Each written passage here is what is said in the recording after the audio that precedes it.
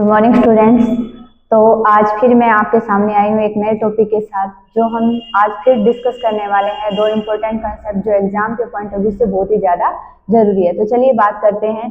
आज डिफरेंस पढ़ेंगे हम लोग private company and public company. क्या डिफरेंस होता है जानिए। सबसे पहले बात करते हैं नंबर ऑफ मेंबर्स। अगर हम प्राइवेट कंपनी और पब्लिक कंपनी में नंबर ऑफ मेंबर्स की बात करें तो मिनिमम 2 मेंबर चाहिए और मैक्सिमम कितने चाहिए, 200।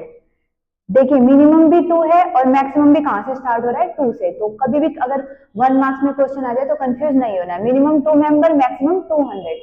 पब्लिक कंपनी की बात करें तो मिनिमम कितने चाहिए, 7 और मैक्सिमम की कोई लिमिट नहीं है।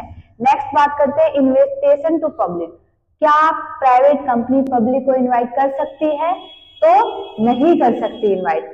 पब्लिक कंपनी पब्लिक को इनवाइट कर सकती है। उसके बाद transfer of share. Transfer of share का मतलब होता है कि मैं अपने शेयर्स किसी और को बेच रही हूँ, फिर वो आगे ऐसे किसी और को बेच रहा है। तो प्राइवेट कंपनी में हम शेयर्स को ट्रांसफर नहीं कर सकते हैं, पब्लिक कंपनी में हम शेयर्स को ट्रांसफर कर सकते हैं। नेक्स्ट है आर्टिकल ऑफ एसोसिएशन। कल की वीडियो में भी मैंने बताया था आर्टिकल ऑफ एसोसिएशन क्या होता है, कि कंपनी के अपने रूल्स रेगुलेशंस लिखे होते हैं। तो अगर बात करें प्राइवेट कंपनी, अब हर एक कंपनी के अपने अपने रूल्स रेगुलेशन है, तो प्राइवेट कंपनी में आर्टिकल ऑफ एसोसिएशन बनाना जरूरी होता है, पब्लिक कंपनी में जरूरी नहीं होता है, क्योंकि ये गवर्नमेंट की कंपनी है। तो इसके लिए इन्होंने एक टेबल एक्ट शेड्यूल 1 में डिफाइन कर रखा है कुछ प्रोविजंस कंपनी से रिलेटेड। ये उसको फॉलो करके क्या कर सकते हैं, अपने रूल्स को बता सकते हैं। उसके बाद करते हैं डायरेक्टर की बात।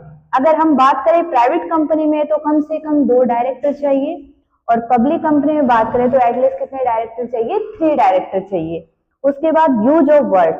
प्राइवेट कंपनी के साथ आप हमेशा देखेंगे प्राइवेट लिमिटेड लगा होता है, और अगर कंपनी पब्लिक है तो उसके नाम के साथ क्या लगा मिलेगा, हमेशा लिमिटेड लगा मिलेगा।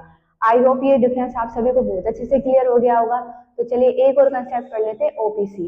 ओपीसी क्या होता है? ओपीसी होता है 1 पर्सन कंपनी। अब देखिए क्या होता है, 1 पर्सन कंपनी को सिर्फ एक पर्सन एक ही ओपीसी बना सकता है। इसकी कुछ कंडीशंस है जो हमें याद करने लायक है। सबसे पहले इसकी जो पेड अप कैपिटल है वो 50 लाख से ज्यादा नहीं होनी चाहिए। अगर इसके टर्नओवर की बात करें तो 3 साल का जो टर्नओवर है इसका 2 करोड़ से ज्यादा नहीं होना चाहिए। पर्पज, हम जब भी ओपीसी क्रिएट करते हैं तो उसका पर्पज ऑलवेज क्या होना चाहिए, प्रॉफिट मोटिव होना चाहिए। आप चैरिटेबल पर्पज के लिए कभी भी ओपीसी क्रिएट नहीं करेंगे। मोस्ट इंपोर्टेंट बात कि देखिए ओपीसी के लिए वो पर्सन कहाँ का होना चाहिए, इंडियन सिटीजन, यानी नागरिक कहाँ का हो, वो इंडिया का, यानी उसका बर्थ कहाँ हुआ हो, इंडिया में हुआ, और रेजिडेंट ऑफ इंडिया मतलब वो निवासी भी कहाँ का होना चाहिए, इंडिया का। आपको पता है कि या तो 1 साल से वो ऊपर 1 साल से ज्यादा इंडिया में रह रहा हो।